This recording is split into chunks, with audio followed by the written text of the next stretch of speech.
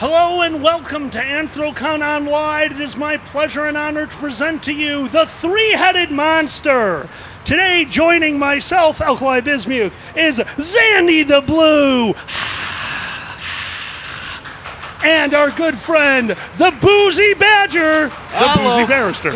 Yeah, it's about fucking every time, the Boozy Barrister. You called me the Boozy Bannister once. Excuse me, because your law degree was stepped up every once in a while. I was actually trying to think of a 12-step joke quickly, and it didn't come through. He must have caught you waxing off, you know. Every time. Yeah. It's somehow it doesn't surprise me that you always fail the 12 steps.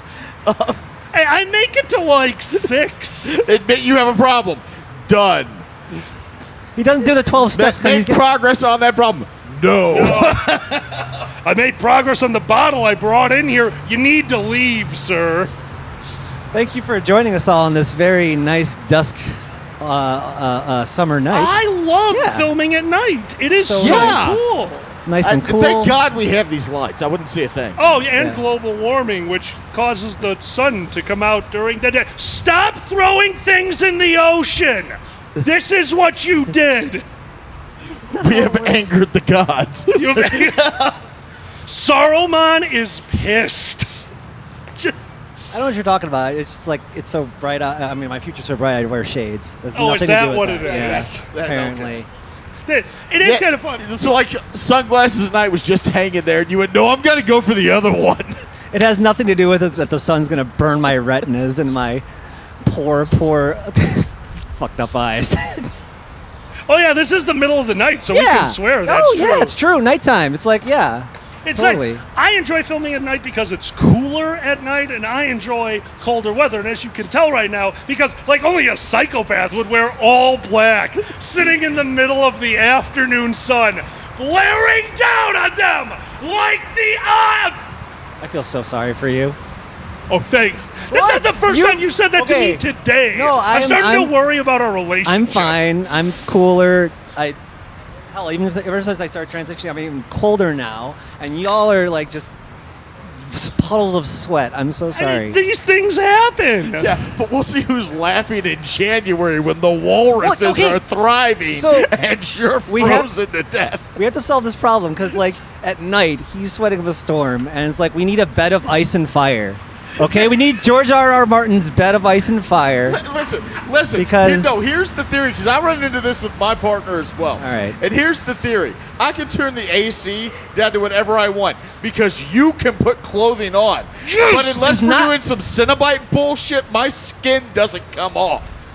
You cannot bundle up the extremities. It does not work that way. It's just not. Mummies do it. They're dead. Be more like a mummy. You have a mom weed shirt, now it's mummy weed. What, you want me to wrap it up? If you aren't careful, we're going to start a new kink. Look, this is what it comes down to. We're into different seasons. You like the summer. You like the spring. We're winter. Your favorite holiday? I don't know, sweat your ball off day. We're more Christmas people. Like, you enjoy Christmas, right, Boozy? I have kids. Christmas is hell. Oh, right. There's got to be something good about Christmas. I have opinions about holidays where you're supposed to lie to your children. Like the Easter Bunny is like a fairly innocuous lie, but think about the other ones. Think about like the Tooth Fairy. We are teaching our children that it is okay for a stranger to break into your house in the middle of the night and take away parts of your body as long as they leave you money. I want to know. Okay. The concept of Santa Claus should terrify us. Why on God's green earth are we taking impressionable young children and telling them that if a large stranger with a white beard offers them things to be good for him, they should take the deal? I grew up on Stranger Danger, and we're just like, if Santa's coming, yeah, Santa's coming, but that's not Santa. And I have a young child. Like right now, my youngest child is 5 years old, and he believes in Santa. He loves the Santa thing. Every Christmas, he gets so excited about Santa. It's magical. You don't want to take that away from them, right? So you take them to go see, faux Santa. The mall Santa. Mall Santa. Like, and make sure it's at a mall because, like, there's some sketchy place like Santa will be here on Sunday to meet your family, and you're like, thank you, drug recovery center. However, so you gotta pick the Santa carefully. Mall Santas are normally okay, except we live near the King of Prussia Mall, and the King of Prussia Mall is gigantic. It is a huge mall. So we took him last year to the King of Prussia Mall to see Santa, right? We go in, we're on one side of the mall, we take the kid to see Santa. He sits down on Santa's lap. He tells Santa what he wants. We take him and we walk around the mall, right? We walk to the other half of the mall. It's like a 2-mile walk. We walk to the other half of the mall, and there on the other half of the mall is another Santa. What moron? Said, you know what's a good idea in our mall? Existentialist crises for children. Let's have them go in. If they go in the east entrance, they'll see Santa 1. Then when they get to the west entrance, they can see Santa 2. And maybe it's not a problem. Like, maybe you can get away with that. Like, oh no, Santa magically came over here. But you know, the kid's sitting there like, oh, okay, wait a minute. Wait a minute. No, I got a good look at the Santa on the other side. And his suit was a little redder. His beard was a little longer. I'm pretty sure that one was white. What type of shit are you trying to pull?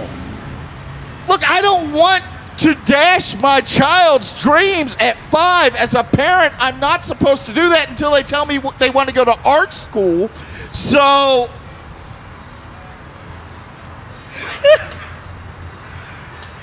Art school. What about art school? I appreciate this. All I'm saying is put some thought into it. Okay. I don't want to take a 5-year-old to the mall to ask for a Thomas the Trank Engine set. Trank Engine. Thomas the Trank Hold Engine. on, now you're a good I parent. definitely want to give my child a Thomas the Trank Engine set. Holy crap! A Thomas the Trank Engine says, set. settle down, kids. I think you It's can go to nappy bed. time. I And, think you can go to On bed. the way home, having him ask questions like, Daddy, is any of this real, or are we just the dream of a sleeping lizard in space? I mean, Wow, that got crazy. I just for you, Boozy, I want to see those 2 Santas meet you in the hallway and be play with us, Boozy, forever and ever and ever. you gotta wonder, like, what if it was real? What if it was like, oh no, he magicked himself over here, and then the 2 Santas meet, and like they touch each other and they meld into just a Christmas blob that Oh, chases no. children? Holy shit, I just described the Santa from the Drug Recovery Center. Oh, shit.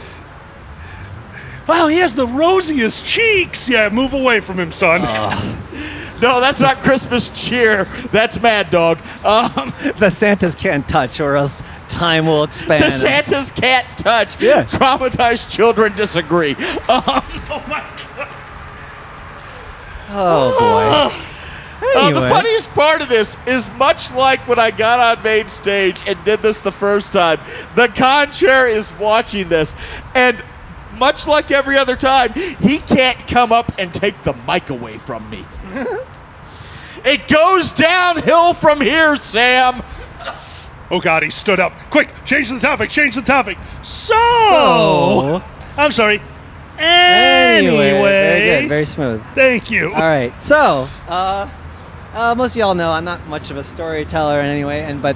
Anyway. And I'm not much of a storyteller, but we've been all through a lot has changed, a lot has happened over the last couple of years. One thing that I obviously lots of bad things happened from the pandemic. One thing that happened was interesting was before the pandemic happened, we at the Dragon Show wanted to expand our merchandise because, you know, we're going to hit up a lot of cons. Oh boy, in person. We're really going to hit a lot of cons in person, right out there. So many We're going to hit cons. so many cons Like in person. we have 13 cons planned. You better be ready. You should design another t-shirt. Yeah, we should. So I did. And I designed another T-shirt because I had our Drag It Show shirt here. It's very nice, but we want That's a some nice cute furry shirts. And I'm like, okay, I'll do something. I have a cute design with a red panda. I'm like, this is gonna be great. And I made this design, and it didn't age too well for after the pandemic happened. You will understand why. Give me your mic. Yep. No. Take your shirt. It says, "I do what I want." You do not want to walk into a grocery store during a pandemic with "I do what I want" on your shirt. No! Asterisk. Within reason, I do what I want. I do not just do what I want, okay? We can produce a new shirt. No, we with can't. an asterisk. You do not have a machine that can asterisk all the shirts, okay? I have paint. Okay, this would be like if I'd printed a machine before the Titanic, it'd be like Titanic, unsinkable. It is like the same thing. And it's like you can't just put in an asterisk under there within our hearts. You can't do that. No. I mean, I think you can. I mean, you can. Not for like 20 years or something. Otherwise, you're just an asshole. It's been like 110 years. You can add the asterisks now. It has now. It's a hypothetical, Boozy. You see. It's a selling- hypothetical asterisk. I'm selling T-shirts in 1912, okay? Mass producing T-shirts in my basement. It's very realistic. For those furry conventions they held. Oh yeah. Hold on. So you're telling me that you had a bathtub of T-shirts, a bathtub of gin, a bathtub of scotch? Everything's going well in the life of Sandy. I got bathtub weed. I got it all. bathtub weed. You don't even want to know how that's made. So recently I had an incident. Uh-oh. My buddy, his mother was getting married for the second time. And they decided that it wasn't the time to hold a giant celebration. Maybe just something small with friends. This is the second marriage. This will be wonderful. We all thought it was a great idea. And we all started offering up. Like, oh, hey, I know how to cook. Did you want me to, throw a big picnic and I could barbecue? We could save a ton of money. They're like, no, we kind of do want to go to a place, but could you DJ? And I said, well, I'm white. No, but we have friends. We have a lot of friends. So we got somebody who actually had taste in music who's not me to DJ. So in the back of my car, we brought the first squared sound setup. Enough speakers to blow the roof off 90% of the buildings that we would enter. And the venue was not pleased. So we pack up the car and we go out there, and my last thought is, I should bring some booze. And some weed. Because when I travel properly. So I grabbed a box of booze and a bottle, just an old pill bottle that I rolled 3 joints in, put them in. Well, it was an outstanding wedding. It was absolutely amazing. There was no need for weed. I offered to people, but, when the bride tells you, don't do that, you go, understood, and you start drinking heavily. Well, the night goes on. It's actually a very fun time. We've got the music playing all night. We had a great time. My weed stays in the car. We drink a bunch of booze.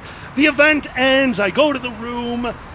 And finally, I wake up at about 2 in the morning. I've sobered up.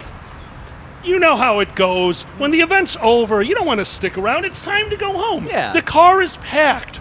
Why would I buy? So, you know what? I'm awake. I'm going to get into my car. I'm going to go home. Well, I was awake. I get into the car. I start driving down in the middle of the night from northern Illinois back down to southern Chicago. And I'm on the highway trying to stay awake, doing the kindergarten thing. Can I stay between the lines? Not really, but at least the rumble strip is there. Thank God for that. I'm tired. I know I'm tired. I shouldn't be driving, but I can muscle through. I'm screwed. I get pulled over on the middle of 294 at 3 in the morning. No, I wasn't on 294, I was on 90. A empty highway in Illinois. And bear in mind, if you've ever been to a geographical feature, any place that's not Illinois, hills, trees, no! Illinois is flat, and that is all you get. So I am in the middle of nowhere, next to nowhere with wind blowing in from nowhere. It looks like there's a dust storm, but all it actually is sadness and coke just blowing across the highway. And the cop comes over to my car and knocks on the window. Sir, do you know I pulled you over? I was like, speeding's like, no, actually you were kind of swerving. I'm like, oh, I was out. I'm like, no, you weren't out of your lane. You were swerving. I wanted to make sure everything's right. Oh, I do apologize. I'm a little tired. I just came from a wedding. Oh, all this stuff in the backyard? Yeah, I helped DJ for a wedding. Oh, okay. Can I see your license and registration? Yeah, of course. And I lean over and open my glove compartment, and out falls out a pill bottle. God. And I am not awake. So do I smoothly recover? Do I just grab what I needed? I hand to him? No. What do? I go, fuck. He goes, sir, you want to tell me what that is? I'm caught. There's no reason. Like, well, sir, that is my weed. He's like, oh, may I see it? I'm like, yes, sir. And I hand him the pill bottle. He goes, all right. May I see your registrations and license? Like, yes, sir. And I hand it to him like, well, my life is over. I could be a clown somewhere. This'll be fun. I can start over. Start a new life as Gibbles, the crying maniac. And he walks away from my car. About 10 minutes later, he comes back. And through my window, he literally tosses, like he's done with me, tosses my license, my registration, and a pill bottle across my face into the passenger seat. He goes, son, you were swerving. There is an off-ramp right there. I want you to pull off. I want you to go into a parking lot and rest until you are good to drive again. I'm like, sir, not a problem at all. Thank you so much. And I am thrilled. And I roll up the window, and I very cautiously pull back into traffic, and I pull off the highway, and I get to the parking lot, and oh, thank God. I am so stressed out. I just need to relax. So I reach for my pill bottle. I pop the lid off and take one of my 2 joints. I packed 3 joints. Son of a... And that is my favorite road trip. Wow. Hey, you learned a bit about how the world works. Yeah, no shit, yeah, right? right? Yeah. What I love is the part in there where you confess to having weed in the car, you absolute dipshit. I panicked! What's it? Son, you want to tell me what's in the bottle? No. You know what? That has the benefit of not saying it's weed and still being truthful, because you don't want to tell him what's in the bottle. Well, you weren't there to correct me! Oh. Hold on. What are you saying? Okay, you open your glove compartment and a pill bottle falls out on the ground and the guy goes, so what's in there? You're going to say, I don't know? Yes. Damn it. That was way better What's than in what there? I you did. think No it is? clue. Never seen the bottle before, Could be a officer. cat. Could The cat could be dead or alive. Is it marijuana? It might be. It might be Pez. I don't know, because I've never seen that bottle before. I just want to flip a switch on my car and have the Family Feud music. Top 10 answers on the board. Marijuana. Boom. 1. It's number 1, Boozy. It's number 1. 97 people on number 1. I don't even know how they had 10 answers. The math doesn't check out. Maybe if you say it in a fun limerick way, you can get away with saying I don't know. Like, who knows? Do we? Let's find out and see. Yeah, congratulations. You've hacked the justice system. Poetry. That's right. Poetry is That's the what way. kids' movies taught me, okay? You do it good enough and you're good. In your job, I do not trust. Yes, this could be cannabis. I am merely heading home. Would you not leave me alone? I just wanted to continue this trip. Also, that rhymed with trip. Damn it, lost it in the Green middle. eggs and ham, the dark version's gonna get crazy. The dark version of green eggs and ham is Oh. great. I'm just imagining that. Like, son, you have murdered 19 people in cold blood and fornicated with their corpses. What do you have to say for yourself? Would you like a haiku, officer? Damn, our one weakness. It's too beautiful. Officer, I just will not lie. That son of a bitch just had to die. Let me go. What do you think court is? Oh, hi. I love our friends Anyway. so much. Annie. Is this a ritual?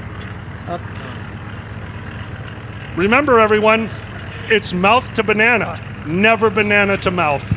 Thank you for joining us from Monkey Communion. Somehow I think that's not the first time Dragors had to say, "That was my thumb, you fuck," when somebody bit down. Take, eat. This is my banana. It costs 99 cents. You'd have slightly more potassium. Slightly. Please remember me. God damn it, Dragon. Oh, fuck. Anyway, Oh my so we've I all miss been you doing too.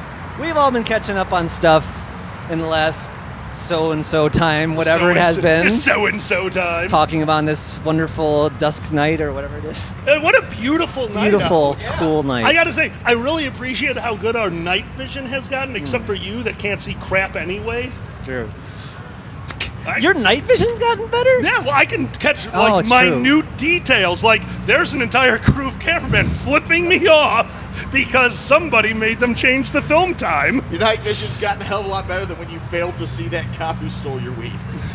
I'm really not good at seeing cops. I'll be honest with you. I've been pulled over more times than I care to count and gotten away with it more times than that. The math checks out. Don't ask It's questions. a tradition of the road. It's like, there's a lot of traditions of the road, and the road, for people who are watching overseas, you have to understand American culture is built around the automobile. Oh, yes. That is how we have built our culture up. It is a form of freedom. It is a form of travel.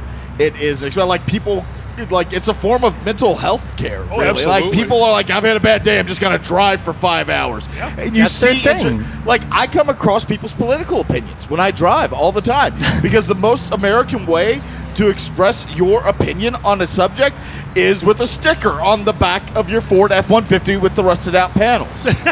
Absolutely. Like not too long ago, I actually came across an opinion. It will surprise many of you to know that although I have children, I am still pro-choice because I have children. Really, the bumper sticker is the original tweet of the road, you know? Right? Yeah. And I saw a bumper sticker that I strongly disagreed with, but not because it did not support a woman's right to choose. I strongly believe in that, but because of how it phrased it. This bumper sticker read, "You can't be Catholic and pro-abortion." And it bothered me because con is being stridently against something. The opposite of con is pro, meaning you are not only in favor of something, you are promoting that thing. You are trying to get people to agree with you. And it got me thinking, is anybody really pro-abortion?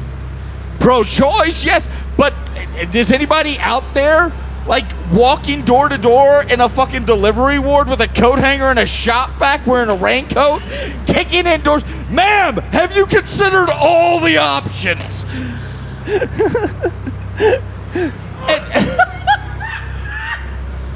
And I don't like to get political, which is a fucking lie. If you know who I am, you've read my Twitter. This is 90% of what I fucking do. Oh my god, I can't stop Are you picturing sure? him. But I sit here and I say all the time on the subject, I am a cis white male. I am never going to get pregnant. I will never have to make the emotional and mental and financial decision on whether or not I should be carrying a child to term and whether or not I can support that child. And as a cis white male with no personal investment, Congress has taught me one thing: my opinion on this issue is more important than yours. God damn it! Oh my god! Like the GOP pisses me off. Just like, we're pro-life, we're pro-life, we're pro-life, and then they abandon the kid. Like, oh, well, that kid's born into poverty and needs support. Fuck it, not our problem. No social safety net. You're not pro-life, you're pro-birth. Okay, you don't care what happens to the kid afterwards. You're not pro-life. You are essentially standing in the delivery room with a catcher's mitt in one hand and a ball bat in the other and going, okay, push, push, push. It's a boy. Whack. Boozy? And the way that they present it, like people are right. If we let them get abortions, if we fund it with government money, they'll all just run out and get one. They're all gonna just run out and get one. Do they think there's like a punch card? Do they think if you get 10, you get something for free? In the minds of these people, is there someone out there going, we're financially stable and want to raise this child, but one more and I get a free Jimmy John's?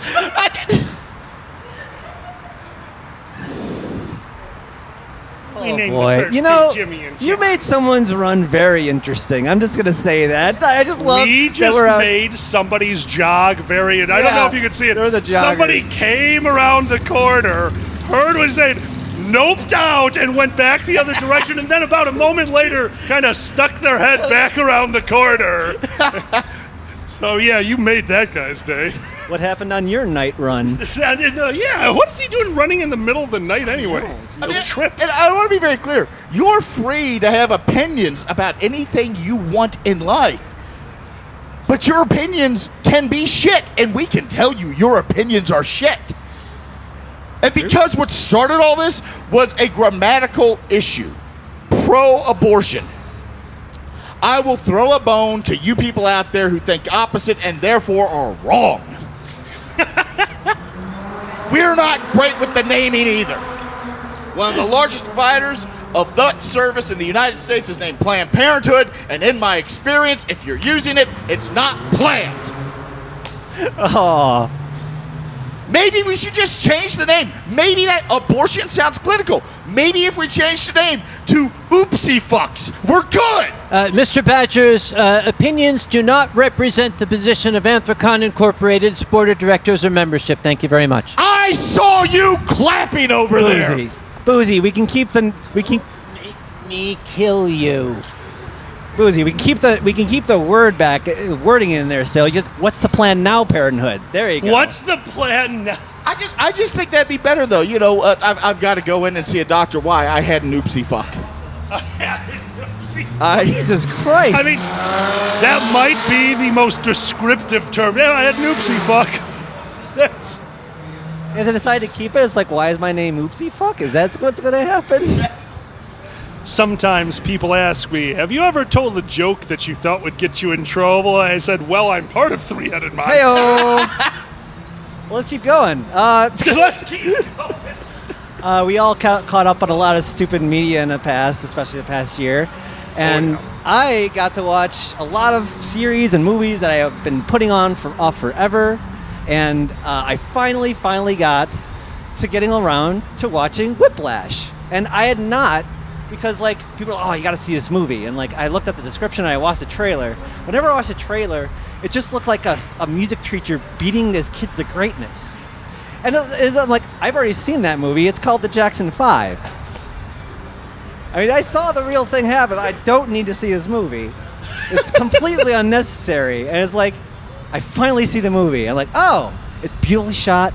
It's got great stuff. And it's just like a really pretty torture porn, really. Because like, I'm watching this, it's basically like, what if Mr. Miyagi was an asshole? That's what this movie is. Like, what if Daniel San was just doing a crane kick and he fucked up and Mr. Miyagi tossed a cymbal at his head? That's what, and you're like, that doesn't make any sense. Well, it's not supposed to make any sense. You have to think about it. That's why it's called symbolism, okay? Oh, my God. Oh, that was good. There you go. See, you're the dads, and I did the dad joke, so go figure. Yeah, but dude, Reed Werther's original. You're enough of a dad. I am True. so Half angry dad, at you. yeah. That just pissed me off. That made me reasonably angry. I want to call your mother and ask why she didn't have an oopsie fuck. Holy shit! Wow. So like, but that's the thing. It's like I want to see those Olympic training, because I've seen Olympic training documentaries, and they're never like, oh yeah, we got up on the rings, and we told it was Jorge's birthday, and they just told him it's a piñata, and they just went to town, you know? Like, you didn't come out of that with swollen balls like, I am a better gymnast, you know? That's not how that happens. Well, like ever since we saw the movie, I've I used to play Nero live action role playing, so I have all my old Nero weapons still. I have soft, squishy, frisbees that I used to use as throwing frisbees. So every once in a while, they'll do something, I'll just be like, "That's wrong, symbol!" And I'll throw one at them. And no matter how angry they are at me, they have to stop because it's that ridiculous. Yeah. The end of that movie angered me more. Because I'm sitting there waiting. And by the way, spoilers are, we spoiled the movie. It Yeah. is. The ending is horrible. We're sitting there like, oh my God, here comes the end. Does he have a gun? Are we about to see something horrific? And it was like, oh, I learned something. Fade to black. And in unison, I was like, no, burn the TV. That movie was wrong. That'd be like at the end of the new Joker movie if Joker like hugged De Niro like, "You're right, everything's cool, yay!" And we danced off the stage. Like, what just happened? We're off to see the capitalism. who the audience for that capitalism of movie Oz. is? Parents whose kids don't talk to them anymore. That is exactly. You just defined a whole generation, Boozy. Jesus. That's why it made so much money. Oh my God. Anyway. We talk about happy things here on Three-Headed Monster. Yeah, we're the happiest We're group. the happiest group on this nice I mean, night. all comedians are happy. All comedians Yes, are they are. happy. All comedians are not. All comedians are We are the darkest group of people on the face of the. Like, there are people out there. They're like, "Oh, comedians. Well, you're funny, so you're joyful." We're like, "No, we're funny because we hate ourselves. We we think fucked up thoughts. We get off stage and you're like, oh, they're gotta go party with their friends in the green. We're like, we're gonna say goodnight, go home and cry in the shower for 3 hours. Like a good example of a comedian and our mental health level is like comedians will sit there and practice their tight five, which is a 5-minute bit, in front of the mirror, right? And it's just like doing it at an open mic, except instead of a microphone, it's the muzzle of a .357. And you got one bullet, and you're like, if the demons in my head don't laugh, I'm spinning the cylinder and taking a chance. It's not a good thing. The whole... Look, it's a really cute and useful coping mechanism, you know? It does come in handy. I mean, and part of that is because in comedy, you take a fucked up situation and you try to make it funny. And especially with those of us who do like darker stuff, and not like edgy dark, think about it. No, but like darker, like you're in a situation. There's always this little voice in the back of your head in a fucked up situation that's like making a joke, right? Like yesterday, I was going to breakfast with somebody. I saw a man get hit by a car. And after we ran over to help, I came back and I'm like, I heard the guy's name. I'm gonna follow him on Twitter now. Oh my God. And now I started telling him, I'm like, go follow this guy on Twitter, but wait like a week. Why? He got hit by a car, and I think it'd be hilarious if a bunch of furries started following him. Isn't that how you became a furry? And the best part is last night, my friend's like, hey, do you want to go to breakfast with me in the morning? And I stopped and I looked at him and I said, no, because the last time we did that, a man almost died. And then we all laughed.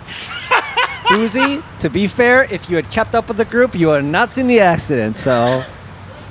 They've got a point. Me, Pep, and their parents, yeah, and you're like, oh shit, this is what I It's not get. a pass. The fact I've been hit by a car does not give me a pass to make fun of other people who have been hit by a car. That's not how it That's works. how it works. man. How it works to dude. ferrets. Look, you have shitty parents, you get to make fun of your parents. You're gay, you got hit by a car. Make fun away, friend. I mean, we have to be careful with that, though, because in those situations, when you have that little voice, like, it'll pop up and it's like, here's the joke about that. You're like, oh, I can't say that to anyone. I'm gonna go to hell just for thinking about it. And the problem is as a comedian, you sit there and you see those situations and you're like, I shouldn't say that. And then you're like, but it's a really good line. So how can I say it in a way that won't be like hurting people? And you think about that and you work on it. And then you come up with a whole routine on how you can do that. Like, and you know it's sending you to hell. And that's part of it.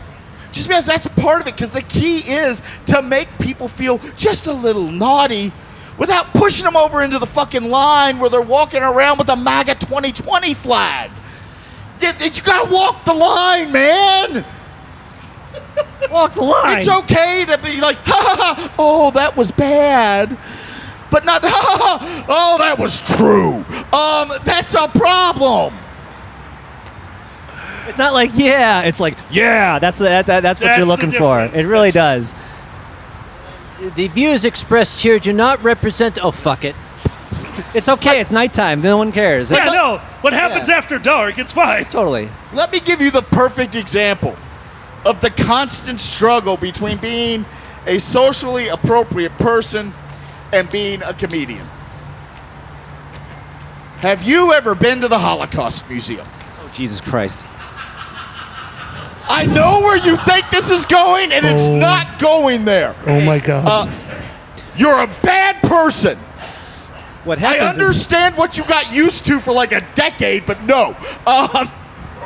Three-headed monster sits will be submitted in writing before performing from this point forward. The Holocaust Museum in Washington, D.C. is an incredibly moving experience. It really is.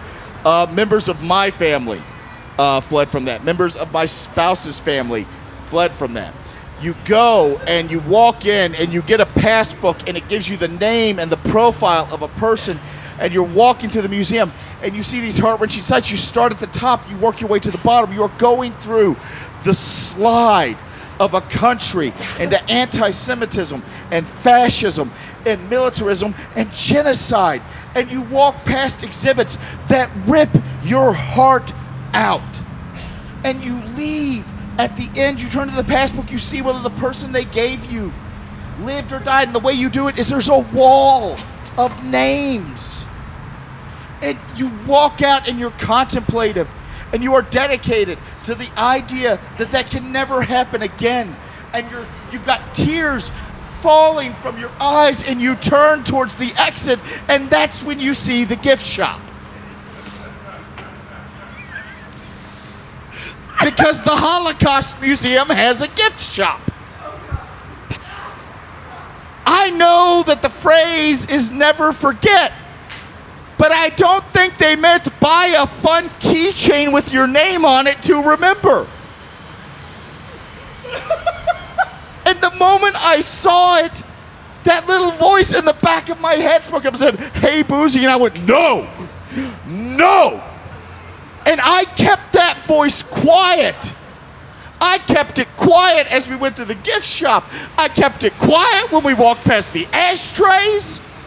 I kept it quiet when we went past the model train set. And I know that the good book says you will face many trials, tests, and tribulations. But fuck me, I was not ready for the Anne Frank hide-and-seek playset. God damn it, Boozy.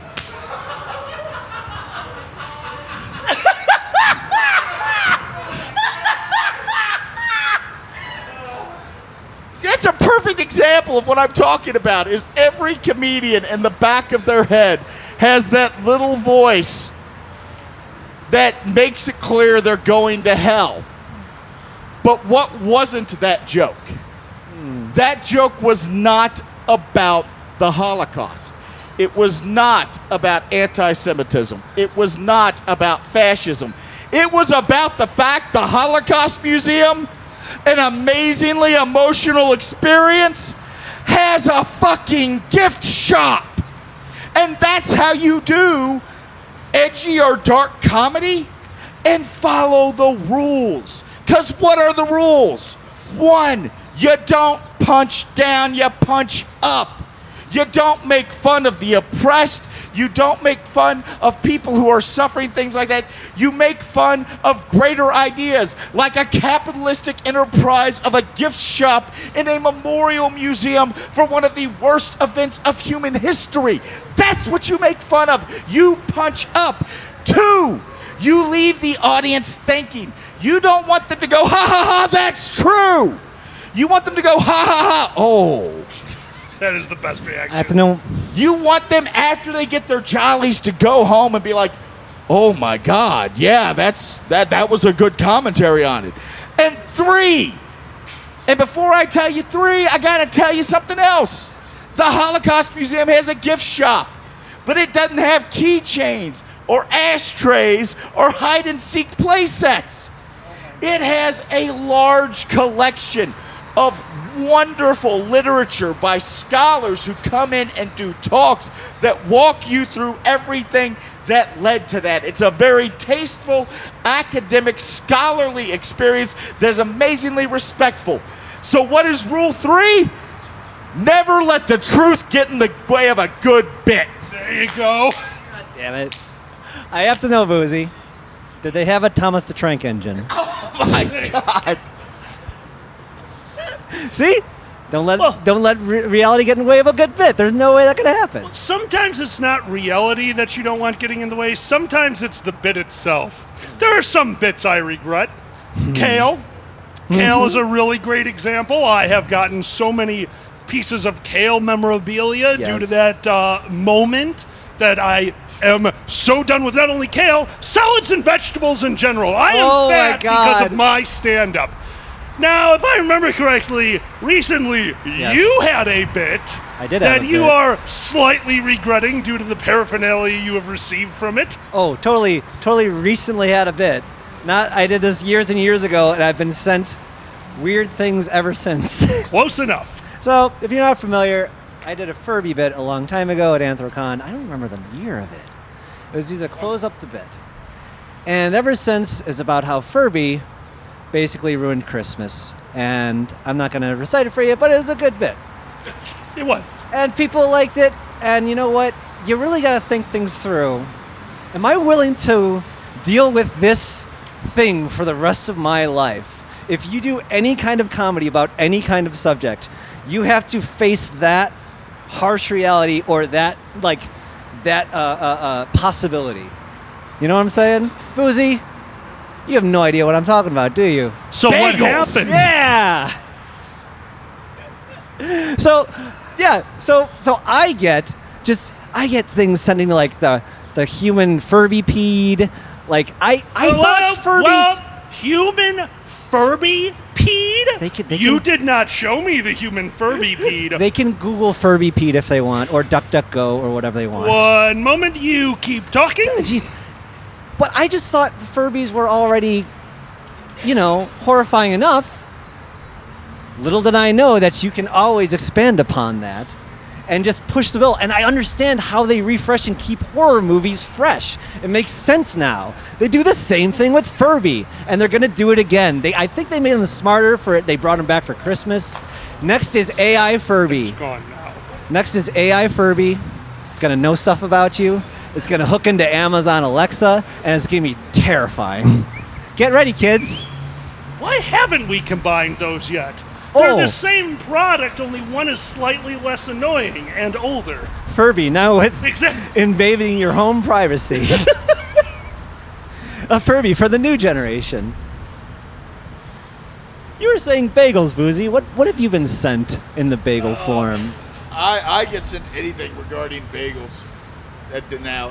And gritty. The good thing is once I realized it was getting traction as that bit, I went back in and started making horrifying photoshops of bagels with eyes and a mouth and posted it to make sure that nobody could ever top what I was doing to myself with it. Brilliant. No, I could not top the biggest piece of memorabilia, not only because of what it was, but because of who it was from. The most insane piece of Kale comedy that I received, besides the obvious what Pandez did, the actual setting up of the Kale Roddy, that was beyond that genius. was amazing. My hotel, the Fur Squared Hotel, in the middle of the super sponsors dinner, wheeled in a nativity scene made entirely of kale. Handmade. This was the most glorious salad you have ever seen. And she looked at me and goes, funny, huh? I don't get it. Like, hold on. somebody told them to make this and that it would be funny, and my hotel said, fine. The dedication to comedy without understanding it is the pinnacle of every hotel that hosts a furry convention. Like, that sounds great. We turn around, I have no idea what's going on. Oh. It is actually really fun. Year after year, them learning more and more because you don't know. You don't know. I've been dealing with hotels for quite some time, and not just with furry cons. I've helped out an anime con. I helped out at like a general convention that was more of like a giant dealer's den. And you go to the hotel and you have to explain it. This is what we'll be doing. Years ago, I gave up explaining furry. I'm just like, we're going to come in. It's going to be like an anime con, but nicer, cleaner, friendlier, and fuzzier. And they never ask about the fourth one. They're always interested in the cleaning one, which I forgot what number it was. It is truly wonderful to watch their understanding grow year after year, because the first year they're like, oh, you need some space and there will be people wandering around, wonderful, go. And the second you're like, oh, you need some space and there'll be people wandering around and we need to buy more vacuums, go. And the third year they're like, oh, cheaper booze in the bar, more vacuums, possibly some kind of a wind tunnel, ice hallways, let's do that for you, go. By the fourth year they're like, you own us. We love you, but we don't understand you, and that's okay. Here is our building. Enjoy. Oh, amen. Oh boy. Well, we're finishing up here, We are sure. and I did want to bring up something that happened, and I wasn't going to tell this story ever, because like my friend here said before, you don't punch down, and I do not like punching down. But then it turned out the person I was punching down to turned out to be a horrible person, so screw that. Here we go. Is this the one who punched down so hard he hit himself in the balls and ended up unemployed? That's a good way to put it. That's a very good way to put it. Years ago, I was at a convention, and the charity at this convention had a large facility where they were taking in animals that did not have a place to go. Not just normal animals, exotic animals. You know, people that buy a lizard and it's an alligator, and then once it starts eating their kids, they're like, all right, let's put it in the sewer where it belongs. So that's what this people did, and it was outstanding. What a wonderful idea. And I invited them back up to the room to have a drink with us, and that's where I found out that she was an ex-porn star. And this was her retirement, and how wonderful of a thing to spend your money on. So they retired, and they opened this animal facility, and she's talking to me about, we would really love to have you guys come out and see the facility. I'm like, that would be a wonderful idea. We love that you're a charity for FurCon. We have other FurCons. You know, you should come to us, hang out a little bit. She goes, well, if you're interested, we could just throw a concert. And I'm like, what? We can just turn our whole facility into a place to throw a concert, and you, tall top hat idiot, you can MC. And I was drunk, so I said meh, which apparently meant okay. A few months later, we have planned a small concert at this venue, and she calls me and says, would you guys come out a day early? Our guest of honor is going to be being taken around, where were we, Champaign? Yes. We were in Champaign. We're going to be going around Champaign. They actually have a comedy routine to do. We would love for you guys to come around with them. So like, oh, really? Like, wow, who's the guest? Ron Jeremy? Wait a minute. What? Yeah, Ron Jeremy's going to be there. It'll be great. I'm like, You know, famous comedian Ron Jeremy. famous, that's exactly what we thought. Like, I didn't do it. What happened to him that he's doing stand-up? Did he get castrated? All right. He lost after the demons in his head stopped laughing. He hit one of the empty cylinders. Did. So we head to Champaign. We arrive at the hotel, walk into the lobby, and there, at the bar, is Ron fucking Jeremy, just hanging out with this wormy guy next to him in a fedora and old man bottle cap glasses. I later find out this person had nothing to do with anyone. He was some guy who had a show that failed on Hulu before Hulu was a thing, saw Ron Jeremy's like, I'm going to get on his good side, and hung out with us for a night. Yeah, he was like, I'm Scott Baio's friend. I was on his show, literally. Hitch your wagon to that fallen star, buddy. Ride it into the earth. It was unreal. So now it's time. We all need to get into the limo and go to the comedy club. And we go in there, and it's Ron Jeremy, the person who runs the animal facility, myself, Zanny, a few other people, their producer, and his backup dancers. 4 of the most uncomfortable women you have ever seen in your life. They are sitting in this limo, as tight as possibly could be, like sweat pouring from their faces. And I found out later that was very important. I'm watching this wormy guy take a cigar from Ron Jeremy, butchering it in the back of the limo and filling it with the smallest amount of weed you could possibly put into a blunt. Like, turned a cigar into a joint. There's no way that you could even taste the weed in there. So that was an interesting experience. We get to the comedy venue, and they usher us in. And that's where I find out the producer has backup dancers because he's a rapper, and he is opening for Ron Jeremy. I'm like, you have a rapper opening for a porn star who's going to tell jokes. So we got drunk. Yes, we did. We go up into the balcony, we're standing up there, and we are excited. Like, I cannot wait to see this train wreck. This is going to be Thomas the Trank Engine. People are walking into this bar where there are no tables. There is a stage, there is a bar, there is an open floor, and there is a blood stain. I didn't need to mention that earlier because it was there, and the reaction to everyone was, blood stain. No one cared. No one. I'm like, yes! Greatest show ever! Here we go! He's gonna go up there and rap. The gentleman walks up onto stage and starts with the most generic rap. Actually started with the line, my name is and I'm here to say. That's his first line! And this one over here is losing like, yes!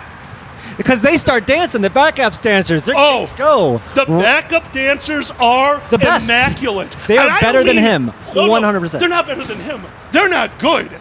They are great. 4 women who are dancing in perfect unison to the beat of the song, but he's screwing up the lyrics. He's just gone. And that's when we realized why they were sweating so much in the car.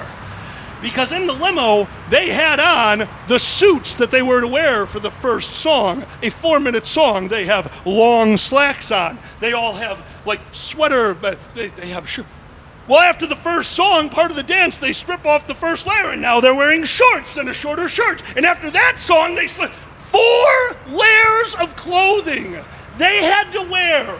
And we had been together for 4 hours. They were 4 layers deep in clothing for 4 hours, and this is my favorite.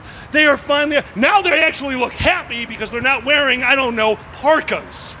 So it's over. And now here it is. Ron Jeremy is going to do stand-up. His closing act was that he stole a bar of soap from the hotel that we were staying in, took it out of his pocket, threw it onto the stage, and went dating in prison, and received a giant round of applause. And that's when we knew comedy was dead. That joke is way funnier now. That joke is way funnier now. Well, it's over. We spend the rest of the night. We go out to a dinner. It's fine. We go back. We have the event. The event goes off. It's fine. It's great. It's done. And as we're packing up to leave, the woman who owns the facility comes to me. He's like, you have done so much for us today, but I have a favor. You see, Ronnie, that's what she called him, Ronnie. Cute, isn't it? Ronnie was going to go over to his all-adult nude campsite that's only 20 miles from here. I'm like, Indiana's a weird state. Continue. He goes, well, apparently his trailer burned down last night. Like, wait a minute. Shit. Randomly last night, like, yep, had a trailer, burned down last night. When did he tell him he was coming? Last night? I'm sensing a correlation. Understood. What do you need? Well, we got him a flight out of Chicago tomorrow. Would you take him back with you? And I said, no! And all of our friends behind us were like, maybe, because this is still funny. And in the end, we did bring him back. And the one thing that I will never forget is a drunk Ron Jeremy in my garage, passed out, spilling cheese balls all over the floor, waking up and saying, I'll help with that, and then like a hockey champ just going, meh, meh, meh, throwing cheese balls everywhere, forgetting my name and wandering away. We found him and got him to the airport, but that was my first and last impression of that man. There's so much more to that story. I think that's a good place to go. That's good enough. I want to thank my co-host, Dude, Boozy, unbelievable, everyone. This is Boozy Badger. I'm Boozy Badger. Unless you didn't like or were offended by anything I said tonight, then my name is Alkali Bismuth. Oh my God. Zanny the Blue, the creator of the Dragon Show, the second head of the three-headed monster. Thank you. Thank you, everyone. My name is Alkali. If you didn't like what he or I said, we are both Uncle Kage. Thank you very much. Enjoy the convention. Thank you to AV. Thank you to everyone who helped this weekend. Good night. Have a good night. It's night.